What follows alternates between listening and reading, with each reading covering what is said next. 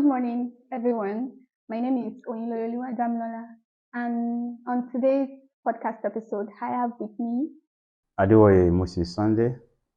Ma Tommy Tunde. and Obulabi Salome. all right. Thank you for coming today. To commemorate our 16 days of activism, we'll be discussing a topic today on breaking the silence, unveiling the impact. This is to talk about the 16 days of activism and talk about gender-based violence. So I'm going to be asking questions about gender-based violence, and we're just going to be talking about what gender-based violence is. We're going to be discussing. So I'll start by saying, sir, can you share a personal or work experience that shows why it's important to talk openly about gender-based violence? Thank you so much, the moderator. This is a worldwide issue when it comes across gender-based violence, and it's eating to our system in all ramifications. And it is our time we make provision for appropriate response to the issue of gender-based violence in our immediate community and the world in general. Yes, my experience with gender-based violence, I will refer to ESPIN project that we implemented for 6 years. This organization, Royal Foundation, is a UK project.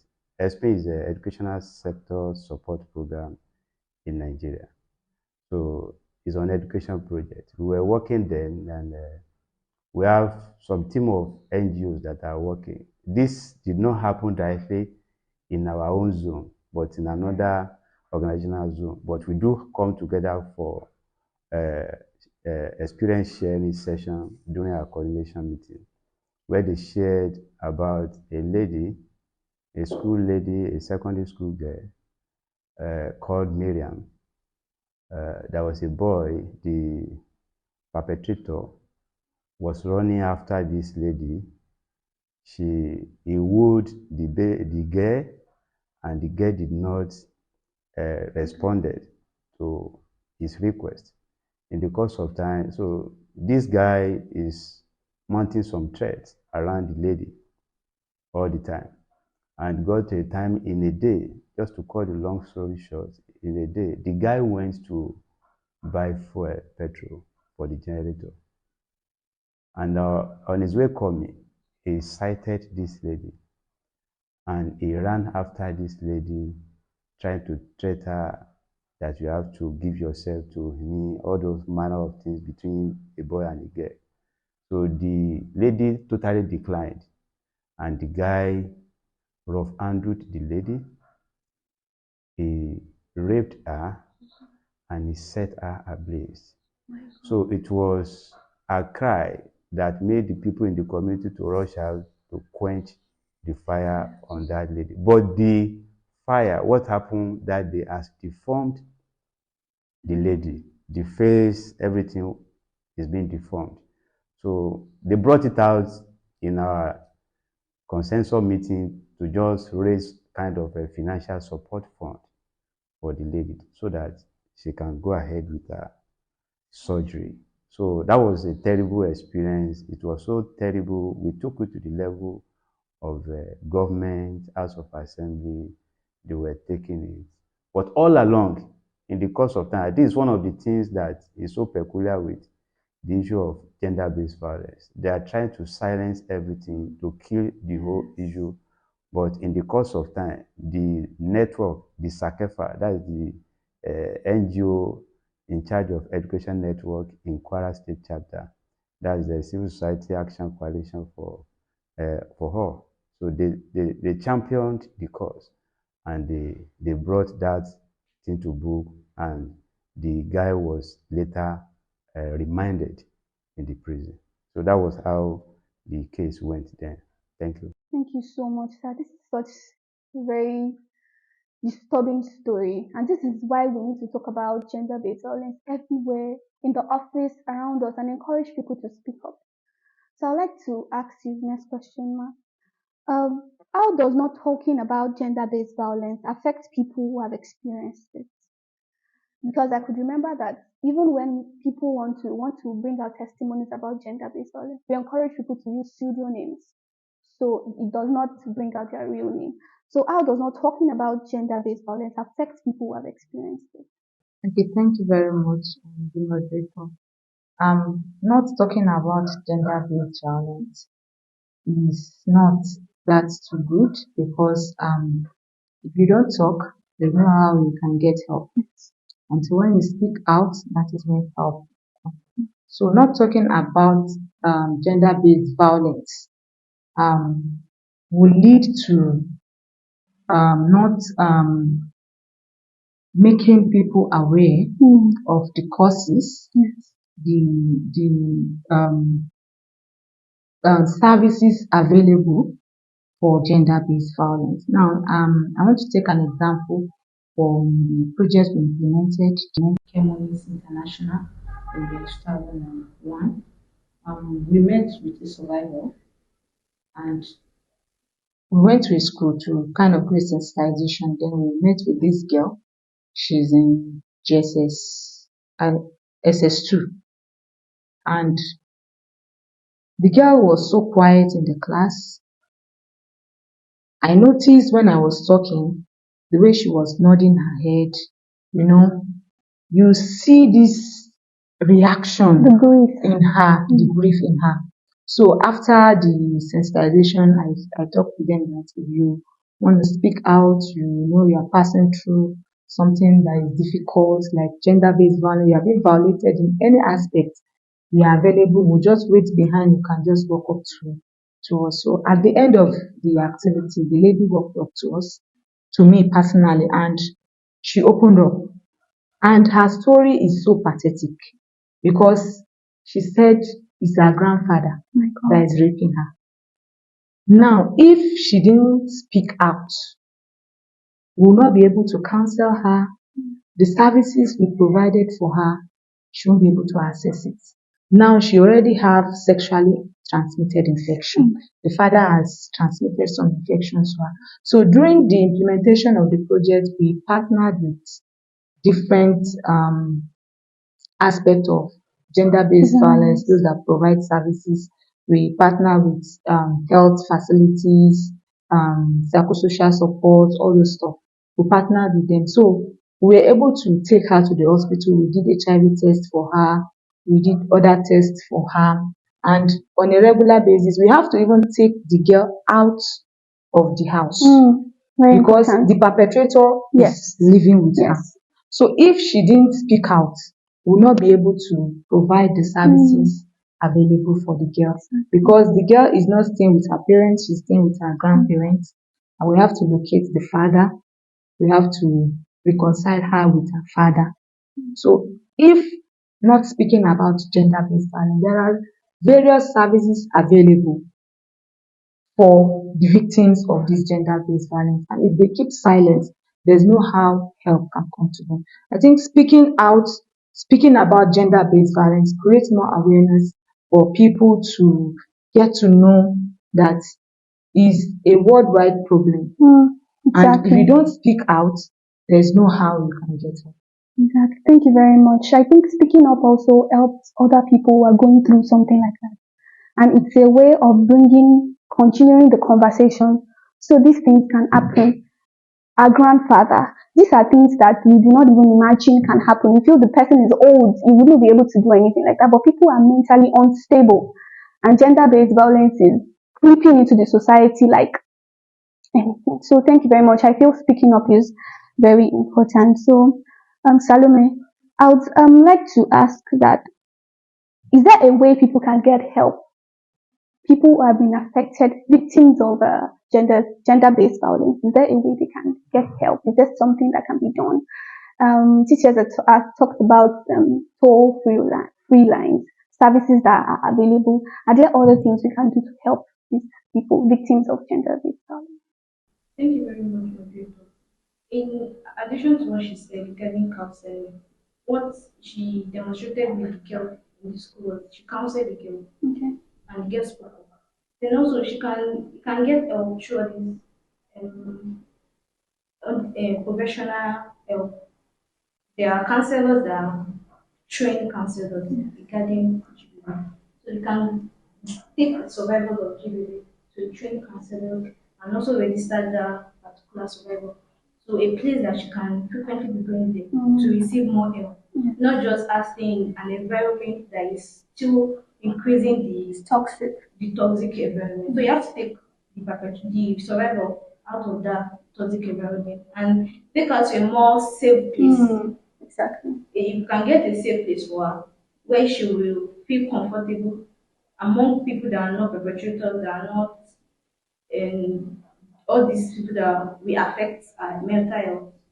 So it's the intention that she gets a safe place and seek help from other trained counselors. So I would like us to discuss about these final questions. How can we do better as individuals?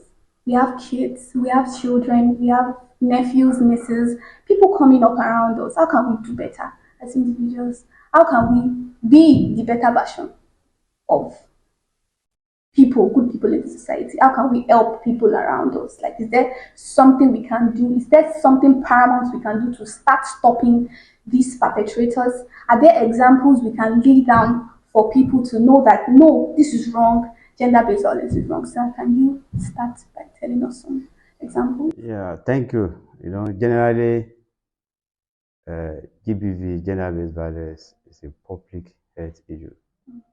And if the people in the society have the mindset that violence is not a private issue, you don't keep it to yourself, you have to open out. But fine, it's not limited to that angle. On the part of the government, they have to take proactive actions in responding to issues of gender-based violence in our society. You know, considering the legal action, you know, we are used, a lot of gross number of violence even happen within immediate family. It can be immediate or extended family. But we just come together and say, because of this, the other here must not hear it. Let's settle it amicably within the family. And we are killing the person in silence.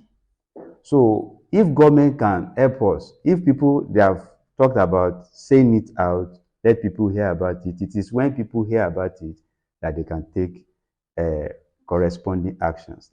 But on the part of the government, if they can make the legal action strong, that any perpetrator discovered and being addressed appropriately, it will caution other people not to go into that terrain. So it will caution them, they will have sense that what they are doing is not right. And if anything happens, they will be brought to book. In the time of military, when they are ruling us in Nigeria, the issue of stealing was not common because immediately they will do the judgments. They will fire you. Are you getting it? Anybody that steal, they will just fire you immediately. Just call they don't delay the action, they just did it. And the tendency for stealing things was very reduced. Yeah. So if you can do that with this case of gender-based violence, any violence, we address it. We don't consider it is from any family, whatever judgment or punishment apportioned to it, we take it up without fear or no favor. Are you getting it? So people will begin to see sense in it. We are the one that can do it. It's our general responsibility. It's not limited to any government or whatever. But let the government, because we are operating under law. That's why I'm so very particular about government response to issue of violence in our society. Because we are operating under law. There is a law that is attached to violence. Are we going by it? So that's why I want it to go out to the domain of the government.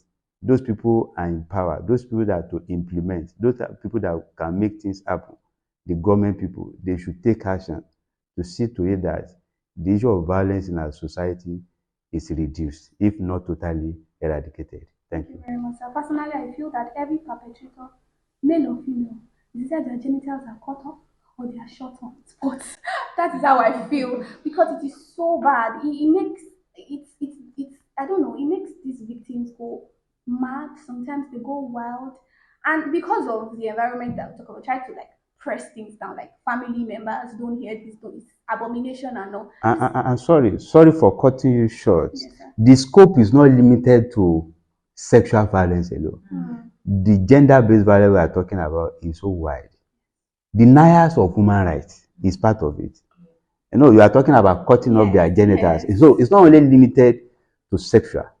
Are you getting it? There are some people I've worked in a school under SP project that I met a father directly. I met a father. He had about 7 children, so I think 3 female. I asked for others. He said they've gone to school. What of female? They are working. They are supporting them as to grown up. They are school age children. Are you getting it? So I asked questions. I said he cannot sponsor. He cannot invest. And that is the emphasis of this year's team. We need to invest in both women and girls. Because they are most vulnerable and marginalized group in our society. So we have to pay attention on them. So I was addressing that man. He said he can't sponsor any of his girl child. That after one day, one man will just hand their hands in marriage. That all his investment has wasted. That is a wasted investment on his female children.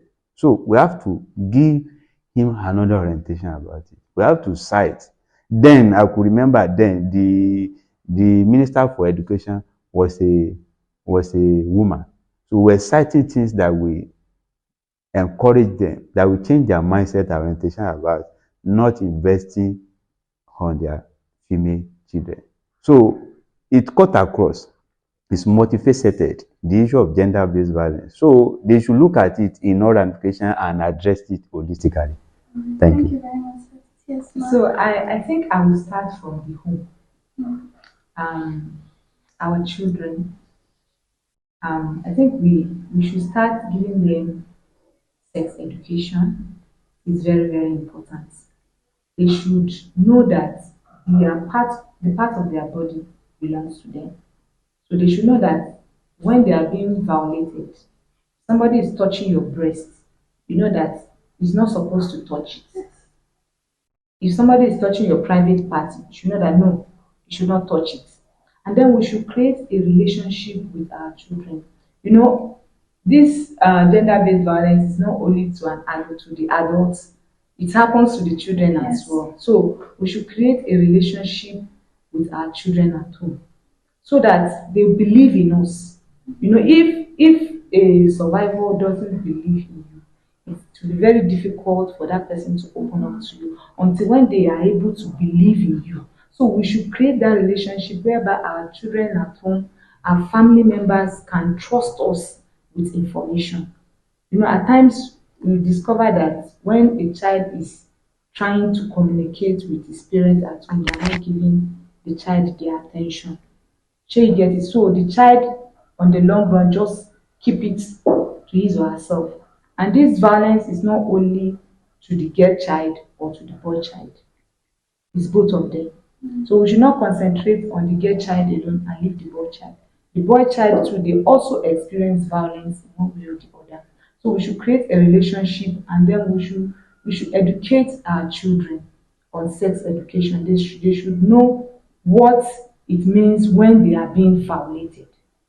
They should know it. It's very, very important. Thank you very much. Thank you very much for coming to today's podcast. Thank you very much for honoring our invitation. I'd like to encourage everyone to speak up. If you are a victim, please speak up. And I would also like to say, let's do better. Let's do better. Let's have the conscience to help others, and let's help people around us in our society. Let's be the example for others. Gender-based violence is bad. Gender-based violence is wrong, and it must be eradicated in our society. So So thank you very much for listening to this podcast episode. Don't forget to like, share, and subscribe. Bye.